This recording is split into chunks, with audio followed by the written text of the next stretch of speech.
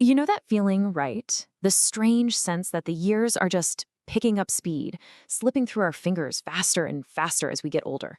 Well, today we're going to get to the bottom of why that happens. It's this mystery we all share. Summers that felt like they would last forever when you were a kid now just blur into fall. December seems to show up before you've even really processed that it's not March anymore. So, what is going on? Is time itself actually changing? Or is it us? And this right here, this is a massive clue.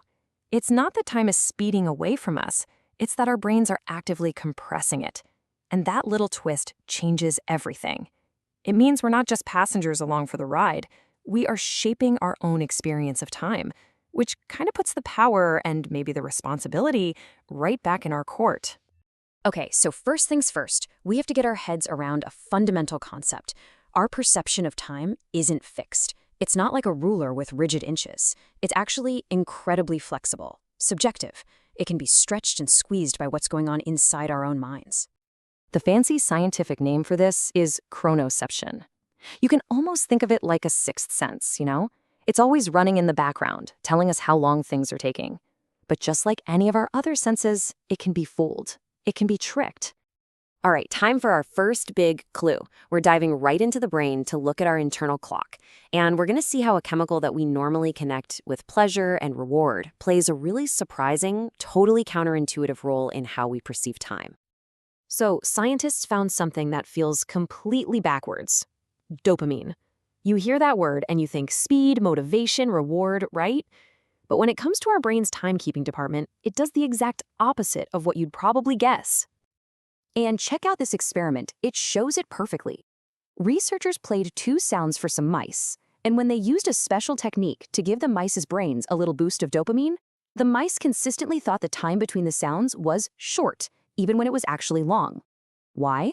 Because their internal clock had slowed way down, making the outside world seem like it was flying by. So here's the bottom line, the thing to really remember. Those high-energy, super fun, dopamine-filled moments, a great concert, being totally lost in a project you love, they make your internal clock tick slower. And that's why we underestimate how much time has passed. It is literally the science behind that old saying, time flies when you're having fun. Okay, so that's clue number one, but dopamine really only explains why an afternoon can just vanish. It doesn't explain why entire years feel like they're accelerating. For that, we need our second clue, which has everything to do with how we store memories. It all happens when we look back. This sentence, this is so important. Our brains are ridiculously efficient. I mean, they're lazy in the best way. They are not going to waste precious energy recording every single detail of your commute to work Monday, then Tuesday, then Wednesday. No way. Once it sees a pattern, your brain just compresses all that repetition into one tiny memory file. It just flags it as commute and moves on. And this chart just lays it all out crystal clear. Look at the difference. Childhood is just packed with novelty. Your first day of school, your first sleepover, your first time seeing the ocean. Each one is a totally unique, rich, detailed memory file. And all that data makes time feel stretched out when you look back. But then, adulthood. Routine sets in. Our brain chunks all those familiar things together, compressing a whole week of work into a single blurry memory. So when we look back, the year feels thin on data, and because of that, it feels fast. All right, on to our third and final clue. Feelings. Our emotions act like this incredibly powerful filter. They're like a lens that can literally bend and warp our sense of time from one moment to the next. I mean, our emotional state totally messes with our internal clock. Think about that near miss you had in your car.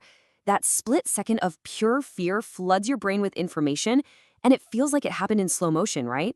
On the flip side, when you're bored, your brain has so little to do that it just focuses on the clock itself, making every second drag on forever. And of course, we already know that fun and happiness just hit the fast forward button. And get this whole effect, it actually seems to get stronger as we get older. Research shows that older adults are even more sensitive to this stuff. When shown positive, happy images, older adults overestimated how much time had passed way more than younger adults did. It's like our emotional filter on time just gets more powerful with age. Okay, It's time to put all the pieces together. We've got our clues, the neuroscience of our internal clock, the psychology of how our memory works, and the weird warping effects of our emotions. Let's combine them and finally solve the case of the accelerating years. Now, this piece of the puzzle is, well, it's just beautiful, simple math. For a 10-year-old, one single year is a massive 10% of their entire life so far. But for a 50-year-old, that exact same year is just a tiny 2% slice of their life. Each new year is a smaller and smaller fraction of our total existence, so it feels less significant. And because of that, it feels shorter. So you see, there's no single bad guy here. This great speed up is a convergence. It's a perfect storm. Our biological clock is slowing down, our brain is compressing our routines into these thin little memory files, and each year represents a smaller piece of our life's pie. It's biology, psychology, and math all working together. So now we know why it happens. But that leads to the biggest question of all, right? What can we actually do about it? How do we fight back against this feeling and reclaim our time? Well, here's the really good news. We can absolutely fight back against the brain's compression algorithm. The trick is to feed it new information. By seeking out novelty, traveling somewhere new, learning to play the guitar, whatever, we create those dense, unique memories that are the total opposite of routine. Even just taking a different way home from work forces your brain to switch off autopilot and pay attention. And mindfulness, just being present, that helps you pull more data from every single moment, giving your brain more to record. And this quote just nails it.